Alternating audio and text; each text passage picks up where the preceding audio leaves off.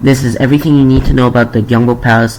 I'll be answering all these questions from top to bottom, so let's get this started. The Gyeongbokgung Palace is pronounced Gyeongbokgung and is located in Seoul.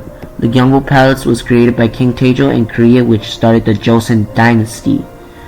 And the Gyeongbokgung Palace began building in 1392 and finished building in 1395.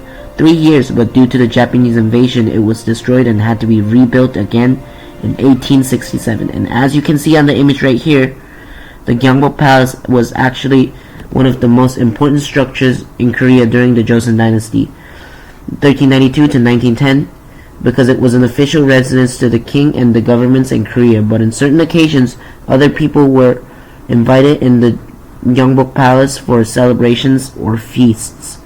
On the other side, the current function of the Gyeongbokgung Palace is tourist attraction, because it is known as the most beautiful and the famous palace out of the 5 palaces in Korea. There are also many museums inside the Gyeongbokgung Palace right now, such as the National Folk Museum and the National Palace Museum. Since the Gyeongbokgung Palace was created during the late 1300s, it was mostly built with stone, wood, and tiles. The Gyeongbokgung Palace is 413,800 feet squared, and the fence around the Gyeongbokgung Palace is 6 meters high. The perimeter around the palace is a whopping 10,878 feet long. The Gyeongbokgung Palace is a combination between frame structure and a mass structure.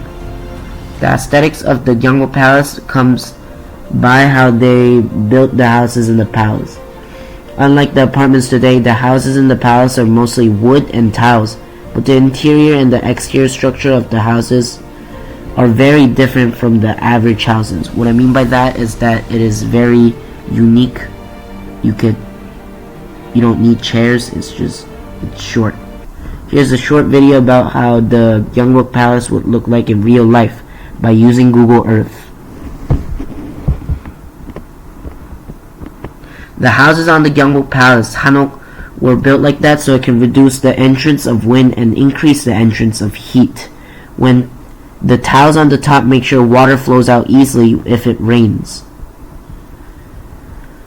Back in the Joseon dynasty, they mostly used wood, stone, and tiles, which ruined animal habitats. The Gyeongbokgung Palace also covers a lot of area, working on 415,800 feet squared, and cleared a lot of ecosystems while building it.